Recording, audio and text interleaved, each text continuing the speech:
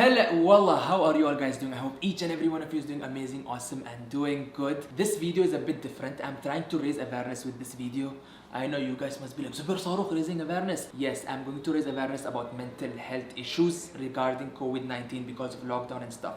I know I made a lot of fun, for this coronavirus. I call it macaroni virus, I called it Coca-Cola virus. But that's how I deal with stress, by doing comedy. So today we have with us a doctor who you can say is a celebrity also overnight, a person who has been featured in a lot of news channels, in a lot of newspapers. We have with us Dr. Aisha Sultana, MBBS. Hi. How are you? I'm fine. How are you, Zubair? Alhamdulillah. Dr. Aisha Sultana, she's volunteering at Al Ahli COVID-19 testing center, COVID-19 screening center, whatever or whichever way you guys understand. They do coronavirus test, nasal swab, that.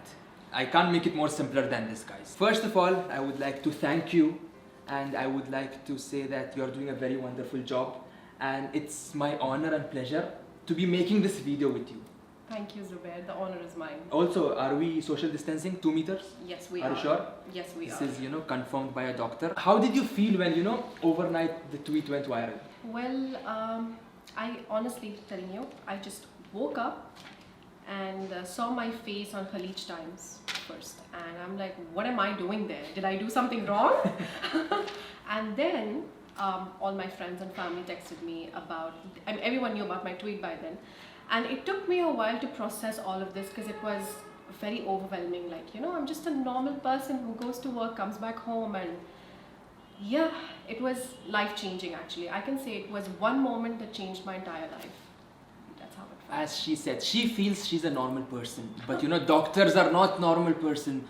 They are no less than soldiers because they are fighting for the people. So the first question I would like to ask is, should we wear mask? Is it important? Because see, WHO and they all are saying wear mask.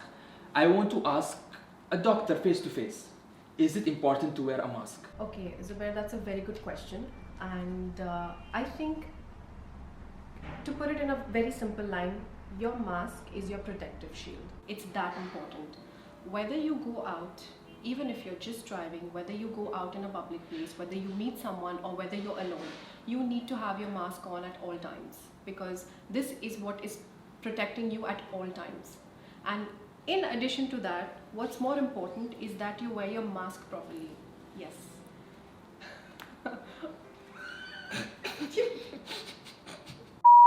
Now that we have spoken about the mask, and as you told, mask is very important, and I'm sure gloves are also very important.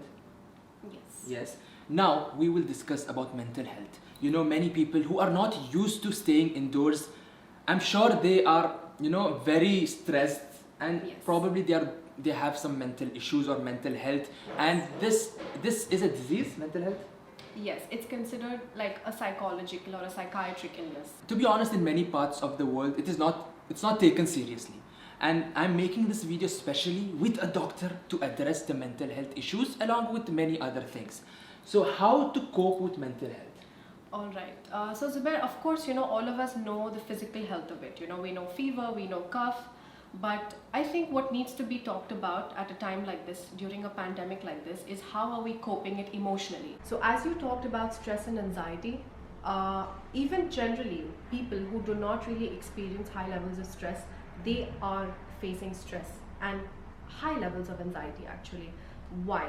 You must be wondering why the stress, why the anxiety, when all of us are just staying home, right? But I think the biggest role in this would be of social media, WhatsApp messages, which is completely toxic.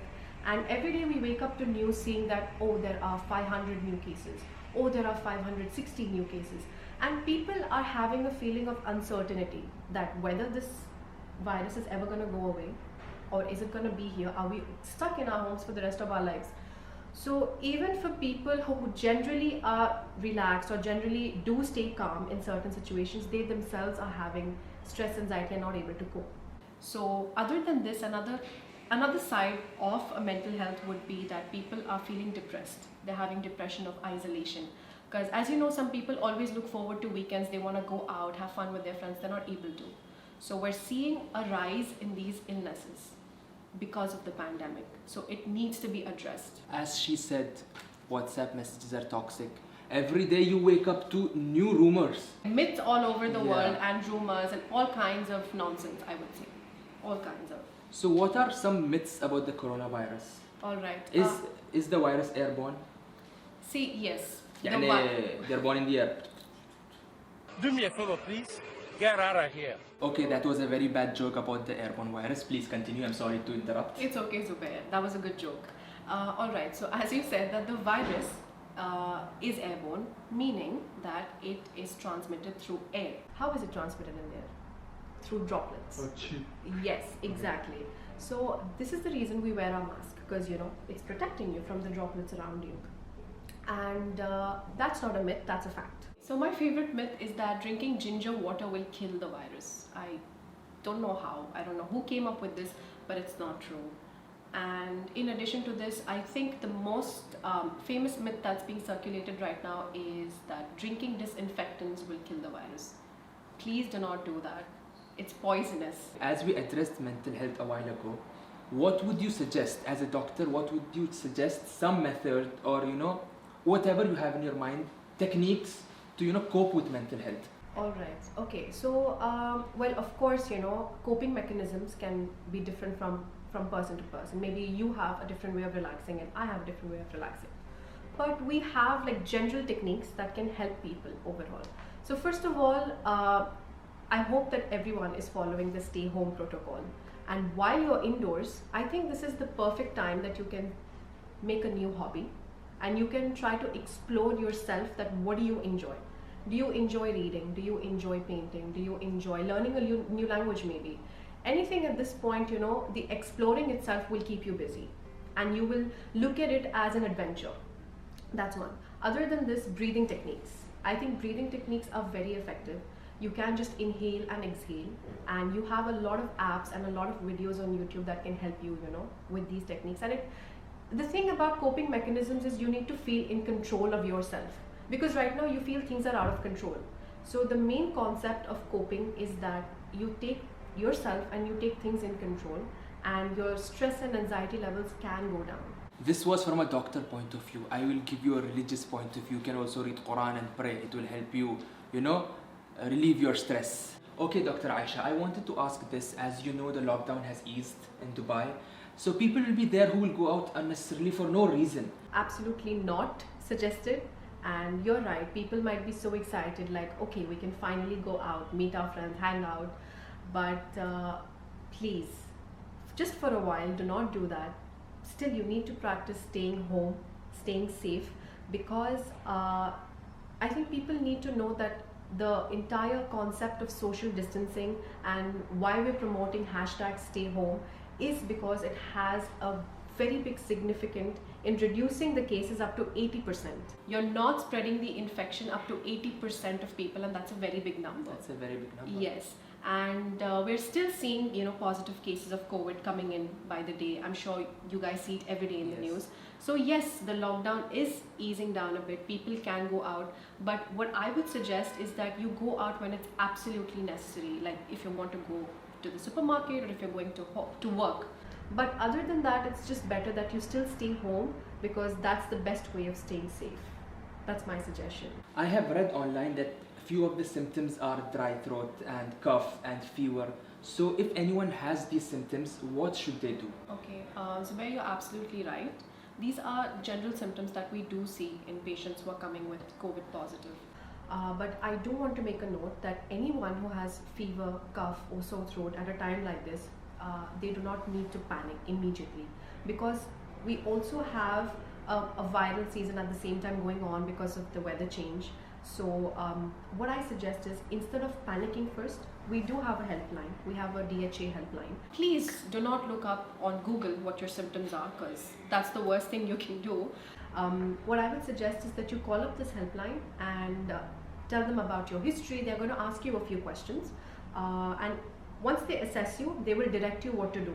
Whether you need to stay home, whether you need to go see someone, whether you need to go get tested, they will guide you accordingly. And I think that's the best way you can, assess yourself, rather than just Googling it or unnecessarily getting stressed out about your symptoms. So as you heard it, you have to call the helpline. No need to panic. There is nothing to panic. Everything is under control. The UAE government, the cops, the police, the UAE police, everyone is there to support you and help you. The numbers will be given down below. You can see, and if you want, you can call for assistance. There are some people who work from home, but there are certain people who go out because they have to work out. They, their work requires them to be out. Yes. So I want to ask, can the virus, like be stuck to the shoes or something, and they will bring it back to their home, or maybe they have fear, Yes. they might infect their family. members, yes. So how can they take care and prevent this?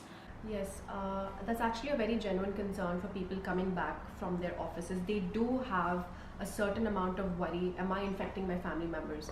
So there are very simple techniques with which you can prevent the spread. So as you mentioned about the shoes, don't get your shoes inside the house. Leave it outside the door and then you come in. Now, in addition to the shoes, two more things that can be highly contaminated are car keys and mobile phones. So you can do either of the two things. Either you use a disinfectant spray on your car keys or on your mobile, or you can just use a sanitizer and wipe it off. And after this, the person who is coming from outside needs to take a shower and wash his clothes separately. That's most important. So with these small things, you are really cutting down on the spread of the virus inside your house. So point to be noted, sanitize your mobile phone, your car key, and leave your shoes outside. Now there are people who work from home, and this gives them more family time. And I'm sure not a lot of people are used to more family time. Yes, And absolutely. there must be kids who are, even they will be depressed because they are not able to go out to play because parents are scared. They don't want to send their kids outside. They're not going to school. Yes. They're staying away from their friends. Yes. So how can kids, also relax and feel better? And what should parents do?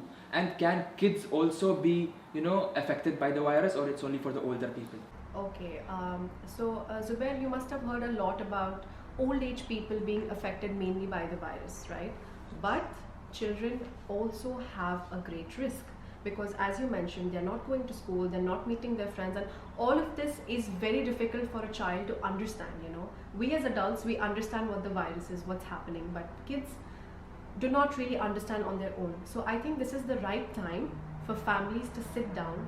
Parents need to sit and counsel their children, explain to them in simple language. We have a lot of animated videos on YouTube. So if they can show that to them and in very easy words explain to the child what's happening and give them reassurance that maybe in a month or two you'll be back to school, or maybe in a few months time, you'll be able to play with your friends. So that reassurance will really help the child feel better.